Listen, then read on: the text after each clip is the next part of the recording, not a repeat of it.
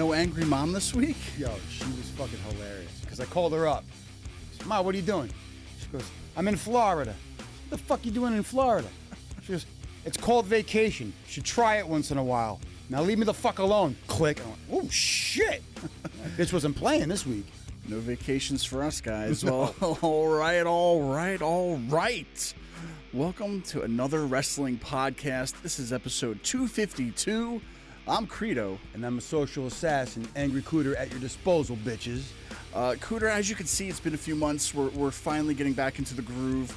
We're in our new home at Beacon Podcasting. Check them out, Hudson Valley, beaconpodcasting.io. If you want to do a podcast like we're doing right here, this is your place for all your podcasting needs. We're in a studio.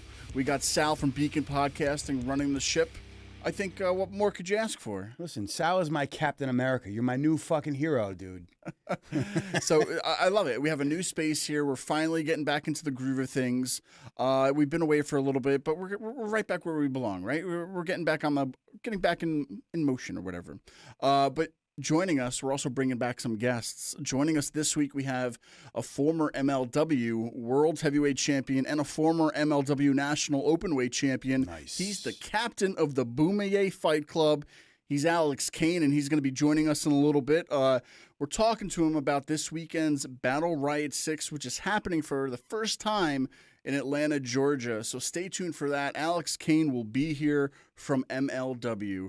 Now, Angry Cooter, it's been a while. I just want to get this out there in case anybody's joining us for the first time. Our socials, where you can find us, subscribe to us, and all that stuff. If you were on Twitter when you first listened to us, it's now called X. They rebranded it, but we're still on the same handle. It's at A Wrestling Pod. Couldn't make it any longer than that, so A Wrestling Pod. But on Instagram, YouTube, and Facebook, it's all another wrestling podcast. You could find us out there. And if you were following us on Spotify or Apple Music or iTunes, or it was iTunes, now it's Apple Music. It's Apple Podcast. Apple Podcast. Mm-hmm. It's this. So we're still the same. It's still the same on there. If you're already subscribed, you're still subscribed, and you should be getting the show right now. But if you haven't, subscribe to it on there. But we're also on Amazon Music, but it's under Audible, so that's like a new little realm we're under. We're under a lot of things now. We're on Captivate, which is hosting the show at Beacon Podcasting. So there's a lot of things out there. Just Google another wrestling podcast. You'll find us. But one funny thing is we used to have a pro wrestling tees store. We had a bunch of shirts on there. We had a variety of shirts out there. And I went to go look us up because I haven't looked this up in a while. And I'm like, oh, we're not up there anymore. So I emailed them. I'm like, where's our store? And they're like, oh, we had to clear out a lot of shows and delete them. And you have to resubmit it to get back on. So I was like, all right, resubmit. We're back on it. We're on Pro Wrestling Tees if you look up another wrestling podcast, but we only got one shirt out there right now. So one shirt. I didn't have enough time to upload all the other shirts. And I was like, you know what? We got to refreshen some shirts out there. But there is one shirt if you want us to support us out there. So Pro Wrestling Tees, another wrestling podcast. With that out of the way, this is what we're doing. We're back. There's a lot of things to talk about. We're getting right into the summer. Cooter, there's one thing I want to talk about before anything else, and that is Jake Paul versus Mike Tyson, which is happening in about a month, live on Netflix. Netflix is jumping into the live realm before they even get Monday Night Raw. We're going to see a little boxing match. What are your thoughts on this? Because I think me and the rest of the world just want to see Mike Tyson knock him out. What's going to happen, Angry Cooter? Is this going to be something to tune into? This is the whole new live Netflix? I have a little interest because I think a lot of people obviously want to see Jake Paul get his ass knocked the fuck out. But we're talking about a 58-year-old man fighting a man in his 20s. And if Mike don't get it done early, I don't know if he's going to be able to get it done because let's be honest, Jake Paul is not like a slouch when it comes to boxing. He's pretty talented. So I'm going to give him a little bit of credit. A very little bit, because I hope he gets his fucking ass whooped. But the likelihood of Mike Tyson winning this fight, I don't know, Credo. I don't see it. I just don't. I really have no interest. Jake Paul, to me, I feel like I don't know. I feel like he was just paying and throwing these fights just to make a name for himself. Like he was like, hey, here's 50,000. Just, lose. I want to make a name for myself. And I don't follow boxing like I follow wrestling. But Mike Tyson, even if he's 58, You said 58 or whatever? Yeah, he's going to be 58 when the fight happens. Okay, so that's like 38, maybe in like dog years for Mike Tyson. Credo, maybe he's collecting Social Security soon. But he's like a Brock Lesnar to me. He's like another animal. He's Mike Tyson. I saw some of those training videos. I don't know. He's maybe 58, but he's still. Hey, I'll Mike look Tyson. great in a fucking 10-second video too, hitting some bags. Let's be honest here. Ladies and gentlemen, Credo is a fan of elder abuse. He wants to see an old man get beat the fuck up, and that's what's going to happen. I'm sorry. That's what I feel like is going to happen. It's going to be interesting. I'll need to say, maybe we could do some kind of like live thing that night with our show, watching it, a live show or something. But I don't know. Mike Tyson, I really wanted to see him like get a knockout and just like shut this guy up for a while. Did you see the fight that he had with Roy Jones? Yes. Okay, you did watch this. Yes. There was nothing worse than watching two old men. And like, dude, I'm sorry. They were both showing signs of their age. Yeah. And Jones was trying to dance around. And I don't think Mike, I mean, I think that was more of an exhibition. They weren't really going for the kill. So it might be a different situation because this is going to be a legit fight and it's going on their records. So I don't know, man. It'll be cool. I mean, it's something to look forward to, I guess, this summer. It's happening at the end of July. You know, Netflix went from showing movies. Now they're having live boxing matches with soon to be live boxing or live wrestling with Raw coming at the end of the year. True. Interesting. So whatever. They're getting into the whole mix. I just wanted to get that out there because it's the talk of the town. It happened on Saturday, July 20th. So mark your calendar, Cooter. We're going to have to like watch that live or whatever. Oh, I'll bring the Patron, baby. Yeah. But if you watched us on the last episode, we were getting ready for WrestleMania 40. I know we're months out from WrestleMania. A lot of things have happened. But really quick, what were your just overall thoughts of WrestleMania 40? Did you love it? Did you hate it? It was the first WrestleMania under the Triple H regime, if you will. Granted, no Vince this year, just all Triple H. What did you think? WrestleMania 40. I liked it. I think they did a great job ending a lot of the stories that have been carrying on for some time. You had the end of the Roman title reign. You had the end of Gunther's title reign. And, I mean, those were the two big things for me. Seth Rollins, you know, another story ending trying to, like, get that world heavyweight title to really mean something. And I think he did a great job elevating it. And we're going to see where it goes from here because as much as I love new beginnings, we have a lot of new beginnings starting, but I think we'll talk more about that later. No, for sure. And, you know, we had a lot of crap going on, too, that weekend. I think your clutch blew.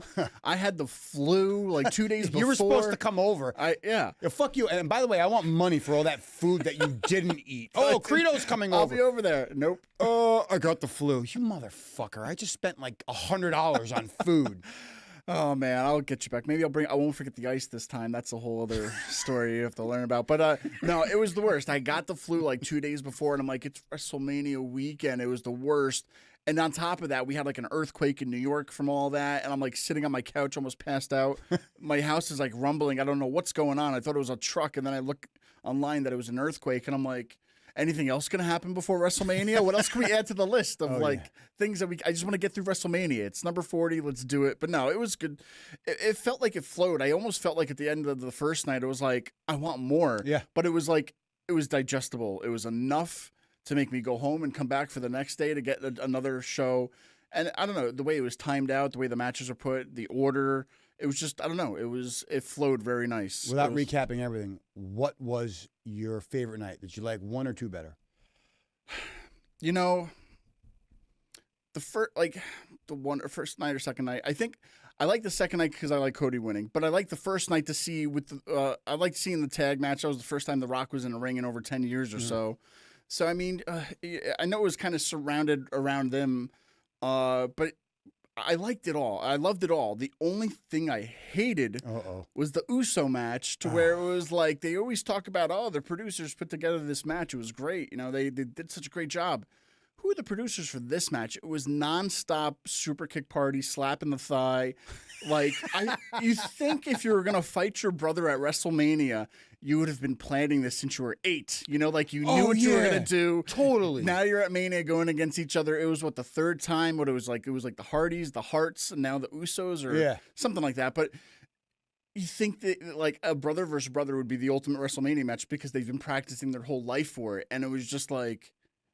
You know what the thing about it was? The match was as good as the fucking build-up. Because just like I said earlier, I love the way they built Jay. Yeah. I hated the way they built up Jimmy, so I really had... I thought that this was going to be the sleeper match. It was a sleeper match, but it was because it put me to fucking sleep.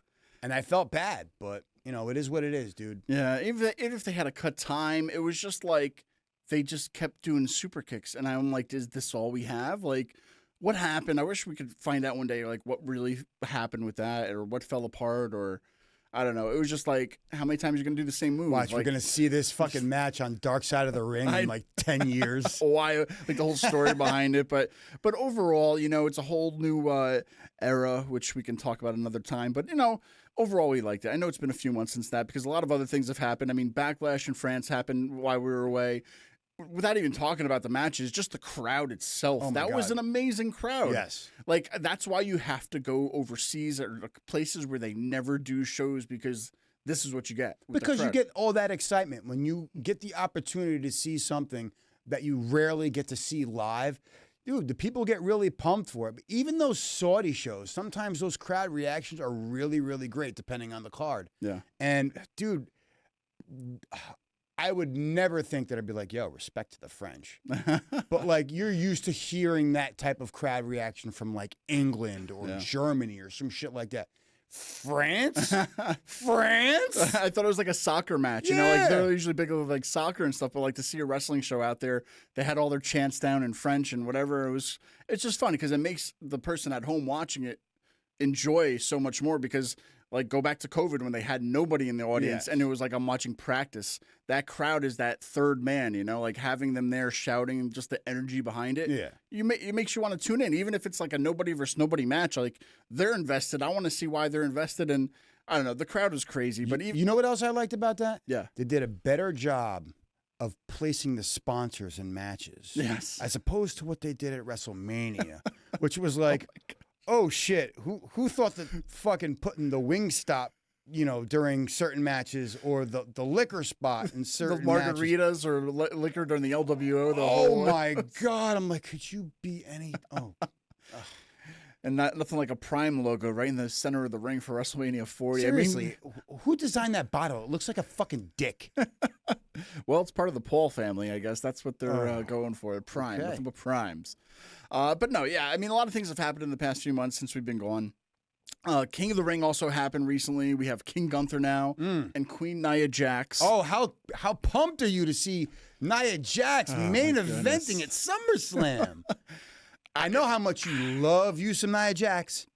Oh man, I don't. It's so I can't even. We'll have to have a whole special about that one day just to talk about it. But no, we're gonna have to do that one off air. Is that what you're trying? Okay. An off air show you, maybe. Got you. But okay, so we have King Gunther announced that he's going to be going against Damian Priest at SummerSlam. It was announced, but we also have the Battle at the Castle coming up soon, to where Drew McIntyre could be another world champion. True. Maybe that turns into a 3-way at SummerSlam. I don't know. I think Drew McIntyre, I think he lost against Roman Reigns. Didn't he have a championship match out there last year against Roman Reigns? Yes. Lost, but the crowd, like, that's his hometown. Correct. Coming out there again to have another world title match to lose? I don't know. Well, that's going to be strange because you know damn well what's going to fucking happen. Yeah. You're gonna get some CM Punk in there. He's going to cost them the match. That's true, too. And it's going to be strange to see a crowd because they will probably boo the fuck out of CM Punk for that. Yeah. And that's going to be interesting because it almost reminds me of America versus Canada back from the Attitude Era. Like, that's going to be so weird. Like, you remember Bret Hart getting booed everywhere in America, but the second you get to Canada, it was like, yay, Bret! Yeah. The only person who cheered Bret Hart in fucking America was this asshole right here. I'm a Bret Hart fan for life. I mean, come on, Tony. I got to do the arms. Come on. No. We're on video now. They got to see the Bret Hart arms. Within this whole Triple H realm, like, that's what's crazy. Like, we're going to be keeping ourselves guessing because, okay, this match is announced, Gunther versus Damian at SummerSlam, but you still have the Castle pay-per-view where Drew could walk away. Maybe CM Punk tries to mess it up, but it backfires, giving him the championship, which is another dynamic that could add something into this. Who knows? I don't know. There's so much things that can happen, but Gunther, all in all, is on his way to being a world champion. I just really King hope. Gunther. Yeah, and that's what I'm worried about. I really hope that that's not a fucking thing like King Gunther. I know. We've just seen that over the years too many times where it was King Barrett or King Booker. Yep. Like, no, dude. I Jerry like the Gunther King. just the way he is. Great. Let him be king until SummerSlam and then drop that shit because, I mean, it's great. He won the tournament. It's a nice little feather in his cap.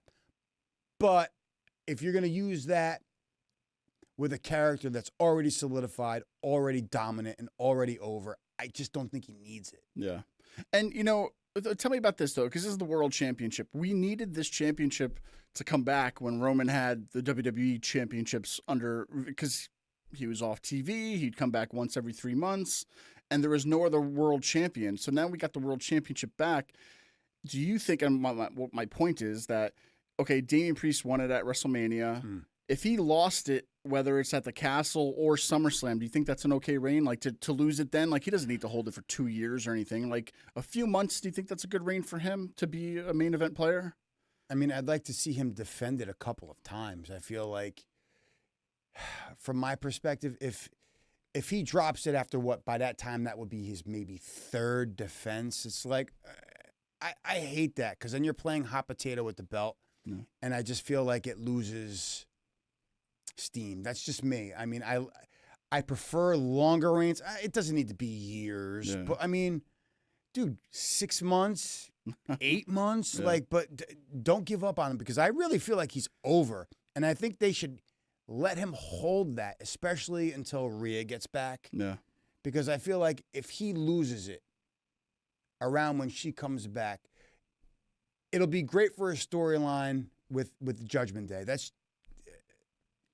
I see that working pretty well. Sure. Well, just to go on the flip side of that's where I wouldn't honestly mind if Drew won it at the next pay-per-view and then lost it at SummerSlam in like a 3-way or a 4-way, whatever they could have planned. But then at the same time, when Gunther wins it, that's when I want to see a little bit of a longer reign, not necessarily 600-something plus days, but, a good reign out of it. Why are you always hating on the tribal chief? You better fucking acknowledge him. We've been conditioned to like, okay, this guy's going to hold on to it for years now. That I think maybe just throwing in some like, anything could happen, like win it at a house show, win it on a pay-per-view. No, 600. That was Gunther. My bad, dude. Yeah, 600. My apologies, Credo. No, I was wrong. You were right. I can't believe they ended on 666 too, 666 days. That'd be cool if it was like a Gangrel kind of thing, but no, either way, King of the Ring was good. It was in Saudi Arabia. They went from France to Saudi Arabia.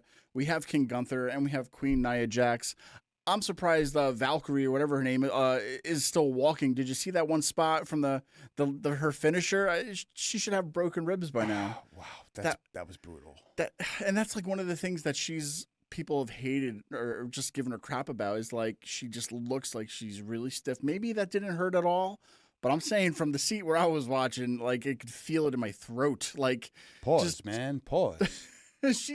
She's a little stiff, Cooter. Whoa. She's a little stiff in some of her moves. But either way, we do have a former MLW heavyweight champion waiting in the wings, Cooter. We have Alex Kane joining us right now. This Saturday, June 1st, MLW's Battle Riot 6 at the Center Stage Theater in Atlanta, Georgia, live on YouTube. Not only live, but it's free on MLW's YouTube page. If you didn't get tickets, well, you're too late because it is sold out. But don't forget, check out MLW on their YouTube page. It is going to be streaming live and free. Joining us, though, right now is a former MLW World Heavyweight Champion, a former MLW National Openweight Champion, Atlanta native, suplex assassin, and the captain of the Bomaye Fight Club, Alex Kane. Alex, man, thanks for joining us. He said it right. He said it right. Yes, he said it right. I got goosebumps. I've been practicing it all morning, Alex. So thanks for joining us, man. Thank you for having me. You said it right. This is gonna be a good interview then. I had goosebumps. Perfect. All right, now before we talk about your match, as we just mentioned, this weekend MLW is in your backyard of Atlanta, Georgia for the first time ever. How does it feel to be fighting in your hometown this weekend? Oh man, it's sick. to have MLW in my hometown, to have my friends and family come out. They've come to like the independent shows that I've been to or been on. But MLW is so much bigger, the production's so much better. The atmosphere is so much different. To have them all, kind of experience that. I've got some friends coming that have never seen me wrestle before. So it's definitely gonna be a good time.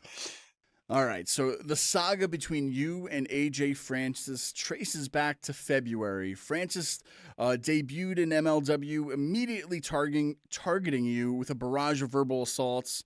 Your feud intensified at War Chamber, where Francis controversially secured a win over you, prompting accusations of a fast count. In the aftermath, Francis orchestrated a calculated betrayal, persuading several members of the Bomaye Fight Club to defect to his side, leaving you to fend for yourself. So now, live Saturday, June 1st, you take on AJ Francis in the first ever ritual combat match. For anyone new to MLW, could you explain this concept to them? This will determine once and for all who rightfully claims the throne, right? Yes. So it is essentially a last man standing match, except you have to be the last person sitting in the throne. Um, there's also like there's no disqualifications. Anything goes. You win by any means necessary, or incapacitate your opponent by any means necessary. Um, so it's definitely going to be a fight. It's going to be a war. I've gone through similar match types to earn the beads that I do wear around my neck. I have a red set. I have a brownish gold set. So like I've already been through this. AJ has never been through anything like this. And I'm gonna make sure he regrets challenging me to it. All right. Well, so let's fast forward to the future. If you do come out of this match victorious this weekend, will your eyes be back on the MLW World Heavyweight Championship? My eyes have never left the MLW World Heavyweight Championship. They've never left. Never left. I can multitask. I can kick a whole bunch of ass, and focus on that World Heavyweight Championship. Now, you also had an incredible 2023. Last year, you won the Battle Riot match. I won Battle Riot 5, baby. Battle Riot 5 winner, me. You also won the MLW Heavyweight Championship match, and you were also ranked number 34 of the top 500 single wrestlers in the PWI 500 in 2023. As a wrestler, what did that feel like to be amongst the top in the world? It was sick. It was sick. Every year the list comes out, I'm always like, I'm not even gonna be on the list. I didn't do anything cool this year, even though I did always do cool stuff. But it's always surprising to see. Hopefully, this year with some of the stuff that I've done, maybe I'm in the top 20. Top 20. We'll see though. We'll see. I'm excited. Now, Alex, we talked a lot about the match this weekend. For our viewers across the world who are consuming WWE, AEW, TNA, MLW is no stranger. You guys have been around for quite a while, but in the past 6 years, you've undergone a revival and expansion of sorts. What could you tell our viewers about MLW who may be new to it and why they shouldn't be sleeping on it? Man. MLW. I always say MLW is like it's like the UFC if they were in professional wrestling. Like if they fully committed to professional wrestling, just from the presentation aspect of it. But like you have Japanese legends, you have luchador legends, Mexican legends coming in and out the door and stuff like that. I mean, it is like what's the word I'm looking for? It's like hybrid combat.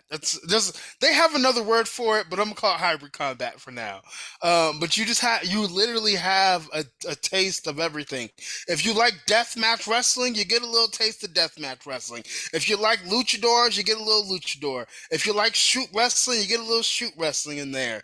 If you just like your sports, if you just want to be sports entertained, you get some sports entertainment. It's just got all the different flavors. It's like an ice cream shop. Find your scoop and enjoy it. All right, we went to the future. Let's go a little bit back to the past really quick. Before coming to MLW, you did compete both wrestling and rugby at the college level before going pro. Can you tell us a little bit about your time doing that and how it led you to MLW? I wrestled and I played rugby in college. Rugby was completely new to me. But the athletic director was like, "Hey, you wrestlers want to come try playing rugby?" And was like, "Yeah, we'll give it a go." And I ended up sticking with it. But I I ultimately always wanted to be a professional wrestler. And once I found a school to go to, and I finally had the money to do so, I took that leap. Um, I think the pandemic hit, like right as I was getting going. But there were like a few shows and stuff that were still running just with no fans. So like I just kept doing that, and I finally got discovered by a gentleman named Scott Hensley, who's big in the Georgia wrestling scene. And he kind of saw me. He put me in this future showcase deal, was just like some of the best and brightest young wrestlers that were coming up, and that tournament put me on the map. I didn't win the tournament, but I still won in a way, because like it led to the opportunity of MLW seeing me. It really put my name out there. But like they've told me a few times about like how they discovered me or how they came across me, but they've never told me like concretely what they saw that was like, got to talk to this guy. But Sure. like they emailed me, and I was like, "Is this a joke?" I'm looking at my wife now, but girlfriend then. Like, somebody from MLW emailed me, and she was like, "Well, open it," and I was like, it feels like a scam. It felt like a scam, but no, it was completely real. It was completely real. Best decision I ever made. All right. Well, Alex Kane, we wish you the best this weekend. We would love to have you back on and talk more about your personal story in the world of wrestling and beyond. Thank you so much. Thank you. All right. Once again, thanks to Alex Kane, MLW Battle Riot 6 happening live in Atlanta, Georgia this weekend, Cooter. I know you're excited to watch it. I can't wait to check that out. That's on YouTube. YouTube for free, man. You don't have to pay for it. Even better. Exactly. Definitely checking that out. Now, Cooter, we talk a lot about wrestling, and I think like everybody's saying like a boom period. It's like a boom period in wrestling, but it's also like a rebuilding period, I feel. Now, hear me out. Let's talk about this, because do you think right now, with everything happening from AEW, WWE, TNA, MLW, do you think we are in a boom period right now with all these companies? What do you mean by boom period? Boom period that everybody's doing well, everybody's into wrestling. Like we always talk about, we don't have enough time to watch it because there's just so much content happening. This is true. I mean, there's a lot of wrestling happening right now, and it's like you got to pick your poison out there, but you think right now it's good for everybody kind of thing? I think it is, and I like the fact that we are getting some smaller promotions. Some guys, like you were mentioning to me earlier, MLW has Timothy Thatcher. I was always a huge fan of him in NXT, and it's great to see guys like him have a place to go. Maybe change up their character a little bit, sharpen their blade up, and, maybe he'll get another run. And that's one of the things that I loved about MLW. We get a lot of people from them. I mean, for God's sakes, MJF, he came from there originally. No, yeah, and, it's a boom period, but it's like that, like I was saying, like a rebuilding period, because over the past few months, talents have left WWE or resigned, or contracts haven't been renewed. Even like talents contracts, look at AEW, where CM Punk's ended, Jade Cargill ended. Well, CM Punk's didn't exactly end, but that's another story. Well, other ones. There's other people coming in and out. I think even this week, Arn Anderson's contract ended. Mark Henry's too. Mark Henry and Jake Hager, they're all leaving AEW. Oh, no. So there's a lot of talent that are just like contracts are ending. They tried the other side. They went there. Will they go back? I don't know. But at the same time, like the landscape is opening to where it may not have worked over here, but maybe it's going to work for them over here, and maybe they could become a bigger star. Let's look, for example, Dolph Ziggler going around. Who's going around with a bunch of people right now, but I think most notably he was TNA, having a little stop in there with TNA Wrestling. I think even TNA has Mustafa Ali, Dana Brooke, Kushida, AJ Francis, Top Dollar, who's also an MLW. Is in TNA. Yeah, man. So there's like, like once they leave one place, can they find that home somewhere else? You know what I mean? To where as that landscape is changing, will you think, could they grow there and just make it even more? I think the other important question to ask is, are enough eyes on these smaller products the way they were back in the day? Yeah. Because I remember Ring of Honor way back when. You had your Nigel McGuinness, you had your Bryan Danielson, and we just could not wait to see them in WWE. Meanwhile, I mean, let's not go crazy. We were watching a lot of Ring of Honor in those days. Yep. So are the eyes going to be on that product where if they make a drastic change that people are going to be like, oh shit, man, yeah, I can't wait to see him back? I don't know. I mean, boom period, yes, but are the eyes focused on everything, or are they really just focused on the big two, and that's what I worry about? No, sure. And I mean, like for example, Sasha Banks, Mercedes Moné. She waited and waited, kind of did her own thing, landed in AEW. I don't know if AEW is the place for her. I don't know how long her contract is, but it's one of those things where these talents are going to go try the field over here, and if not, they'll come back or try it over here, see what they're doing. But a lot of the top, like not even thinking about the top names, just like some of the lower mid card names, like Timothy Thatcher, who was former NXT, Right, is in MLW right now. Other names like a Mustafa Ali, who's kind of going all over the place, has found a home in TNA right now. Will he stay there? I don't know, but you know what I mean. To where when some of these companies let go or contracts end, these talents can really go anywhere they want, but at the same time, maybe land at some of these other places and help grow a TNA, help grow an MLW, help grow, all these other places. So it's, it's a weird period right now. As much as it's booming, there's also a lot of rebuilding happening. let me ask you a question. Especially when it comes to AEW, do you think people really go there because they believe that's where the best go? Or do you feel like some of these older stars are really chasing the bag? And you know what I mean by that. No, yeah, in the very beginning, it was the best alternative. It's like it was, WCW. People are going there right now. I think people are seeing those dollar signs that are a lot more money and a lot less road time, or like they don't have to spend as much time out. They could just kind of like live down in Florida or whatever they're doing, and you're making a lot more money. So it is what it is. But I think at the time AEW is trying to get all these names over there to make themselves even bigger. But then at the same time, they get all these names, they don't know what to do with them, right? It's the land of misfit toys, if you will. They have a shiny new toy, but they don't know how to really use it as well. Some names work great over there.